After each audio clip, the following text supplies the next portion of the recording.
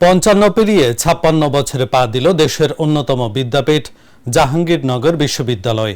প্রতিষ্ঠা দিবস উপলক্ষে নানা কর্মসূচির মধ্য দিয়ে দিনটি উদযাপন করেছে বিশ্ববিদ্যালয় প্রশাসন।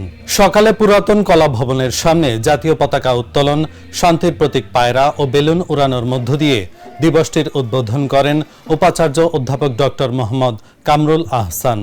উপাচার্যের নেতৃত্বে একটি বর্ণাঢ্য শোভাযাত্রা ক্যাম্পাস প্রদক্ষিণ করে। সেলিম আল দিন মুক্ত মঞ্চে বৈষম্য বিরোধী আন্দোলনে শহীদ ও আহতদের স্মরণে বিশেষ দোয়া ও মোনাজাত হয়।